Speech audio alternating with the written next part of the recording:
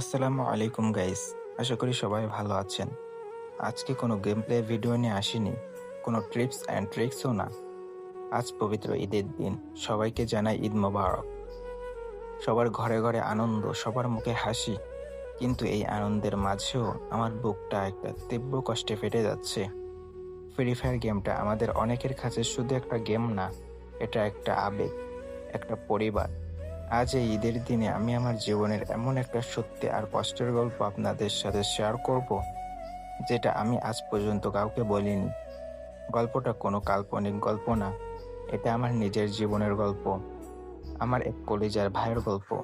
আশা করি আজকের দিনটায় আপনারা আপনাদের এই ভাইটার কথাগুলো একটু সময় নিয়ে মনোযোগ দিয়ে শুনবেন।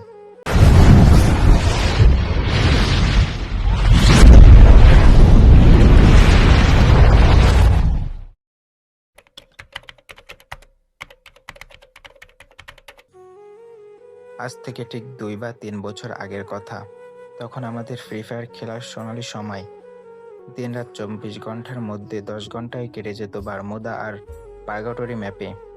র্যাঙ্ক পুশ করা, কাস্টম ম্যাচে বন্ধুদের সাথে হাতাহাতি, ফাইট নেওয়া, আর স্কোয়াডের বন্ধুদের সাথে রাত জেগে আড্ডা দেওয়া, এটাই ছিল জীবন। আমাদের একটা পারফেক্ট 4জন স্কোয়াড ছিল। আমি, রাফসান, সিয়াম আর আমাদের স্কোয়াডের সবচেয়ে প্রাণবন্ত ছেলেটা আবির। আবির ছিল আমাদের স্কোয়াডের রাশ প্লেয়ার। ও যখন গেমে থাকতো আমাদের মনে কোনো ভয় থাকতো না। ও বলতো, লাবিব ভাই, তুমি শুধু পিছে থেকে স্নাইপার দিয়া কভার দাও, বাকিটা আমি দেখতেছি। ওর এই একটা কথায় আমরা যে কোনো কঠিন ম্যাচেও বইয়া নিয়ে আসতাম। গেমের বাইরেও আমরা 4জন ছিলাম কলিজার বন্ধু। একই এলাকায় বাসা হওয়ায় প্রতিদিন বিকেলে আড্ডা হতো আর রাতে চলতো ফ্রি ফায়ারের অবিরত মিশন কমপ্লিট করা। সেবার ঈদের দিন 4 দিন আগে আবির লবিতে এসে মাইক অন করে বলল, দোস্তরা, এই ঈদে আমার একটা চরম প্ল্যান আছে। এবার ঈদে আমরা 4জন একই রঙের আর একই ডিজাইনের পাঞ্জাবি পরবো। ঈদের নামাজ পড়া আমরা 4জন একসাথে বাইক নিয়ে ঘুরতে যাবো। আর হ্যাঁ, ঈদের দিন রাতে কিন্তু কেউ মিস দিবি না, সবাই ইনগেম আইবি। আমরা 4জন মিলে স্পেশাল ঈদ কাস্টম খেলবো। আমরা সবাই ওর কথায় খুব এক্সাইটেড ছিলাম। আবির নিজেই অনেক কষ্ট করে মার্কেট ঘুরে আমাদের 4জনের জন্য একই রকম 4টা হালকা নীল রঙের পাঞ্জাবি পছন্দ করে কিনে আনলো। আমার পাঞ্জাবিগুলো হাতে পেয়ে কতটা খুশি হয়েছিলাম তা আপনাদের বলে বোঝাতে পারবো না। গেমের স্কিন বা বান্ডেল কেনার চেয়েও সেই একই রকম পাঞ্জাবি পরার আনন্দটা অনেক বেশি ছিল। দেখতে দেখতে ঈদের আগের রাত, অর্থাৎ চাঁদ রাত চলে এলো। সে রাতে আমরা সবাই অনেক রাত পর্যন্ত গেম খেললাম। আবির সেদিন খুব অদ্ভুত আচরণ করছিল। গেমের মধ্যে বারবার নক হয়ে যাচ্ছিল আর হাসছিল। ও বলছিল, ভাইরে, তোদের সাথে গেম খেলতে আমার যে কি ভালো লাগে, তোরা কোনোদিন আমারে ভুইলা যাবি না তো? আমি তখন হেসে বলেছিলাম, শালা বট, নক তো তুই একাই হস, তোরে ভুলুম কেমনে? তুই না থাকলে আমাদের রিভাইভ দেওয়ার প্যারা কে নিব? আমার এই কথাটা শুনে আবির কিছুক্ষণ চুপ ছিল, তারপর হালকা করে বলল, হরে ভাই, আমি না থাকলে তোদের রিভাইভ দেওয়ার আর কেউ থাকবে না। আমরা তখন ওর কথার গভীরতা বুঝিনি। আমরা ভাবছিলাম হয়তো এমনিতেই মজা করছে। রাত তখন প্রায় 3টা। আবির বলল, আজ রাখি রে ভাই, কাল ঈদের দিন সকালে জলদি উঠতে হইব। পাঞ্জাবিটা ইস্ত্রি করে রাখি, সবাই সকালে রেডি থাকিস। এই বলে ও গেম থেকে লগ আউট করে দিল। লবিতে ওর ক্যারেক্টারটা মিলিয়ে যাওয়ার পর কেমন যেন একটা ফাঁকা ফাঁকা লাগছিল, কিন্তু আমরা জানতাম মাত্র কয়েক ঘন্টা পরেই তো আবার দেখা হচ্ছে। কিন্তু নিয়তির লেখা যে অন্য কিছু ছিল তা আমরা কেউই জানতাম না। ঈদের দিন সকাল 7টা। আমার ফোনের রিংটোন শুনে ঘুম ভাঙলো। স্ক্রিনে চেয়ে দেখি শ্যামের ফোন। ভাবলাম ব্যাটা হয়তো ঈদের শুভেচ্ছা জানাতে ফোন দিয়েছে।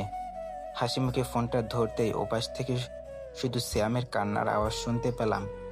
ও হাপুস নয়নে কাঁদছিল, মুখ দিয়ে কোনো কথা বের হচ্ছিল না।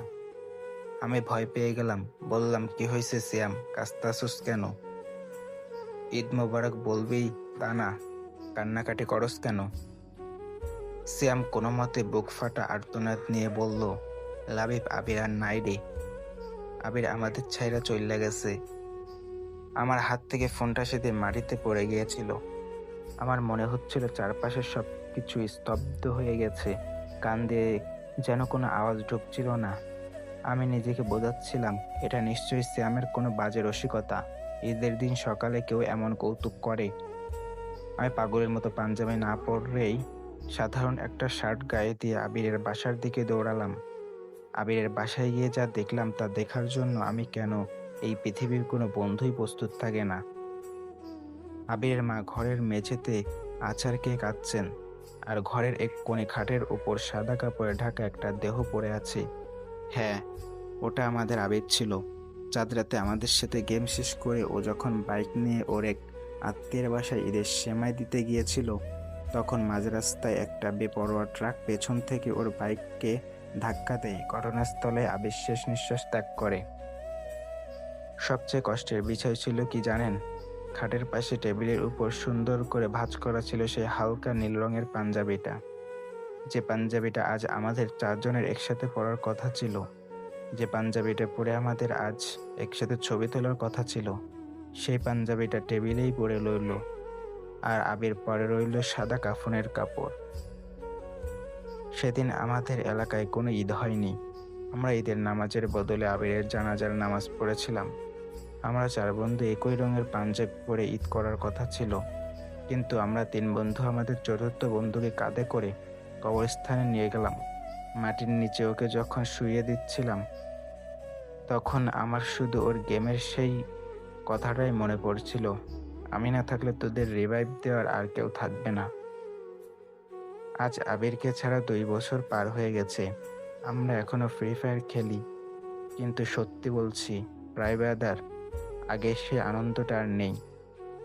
এখন যখনই গেমের লবিতে দাঁড়াই, 4 নম্বর স্লটটা খালি দেখলেই বুকটা হু হু করে ওঠে। এখন কেউ নক হলে আর ওভাবে চিৎকার করে বলে না, লাইভ ভাই ওয়াল মারো, রিভাইভ দাও। এখন আমাদের গেমের ফ্রেন্ড লিস্টে আবির এফএফ আইডিটা জ্বলজ্বল করে। ও আর কোনোদিন অনলাইনে আসবে না, কোনোদিন আর লবিতে এসে বলবে না, লাইভ ভাই তুমি পিছিয়ে থাইক্কা কভার দাও।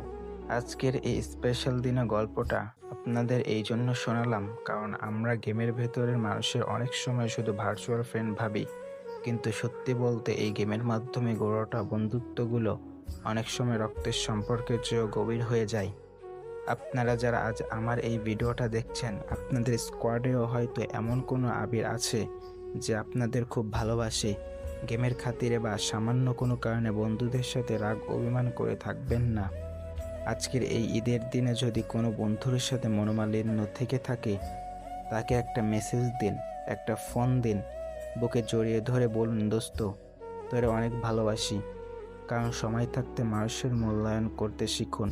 কখন কে কাকে ছেড়ে এই পৃথিবী থেকে চিরতরে হারিয়ে যাবে আমরা কেউ জানি না। আজকের এই ঈদের দিনে আমি আমার কলিজার ভাই আবিরের জন্য আপনাদের সবার কাছে একটু দোয়া চাচ্ছি। আল্লাহ যেন আমার ভাইয়াটাকে জান্নাতবাসী করেন। সবাই ভালো থাকবেন, সুস্থ থাকবেন, পরিবারের সাথে হাসি মুখে ঈদ কাটান। আর আপনার স্কোয়াডের বন্ধুদের কখনো অবহেলা করবেন না। সবাইকে আবারও আমার তরফ থেকে পবিত্র ঈদ মোবারক। আল্লাহ হাফেজ।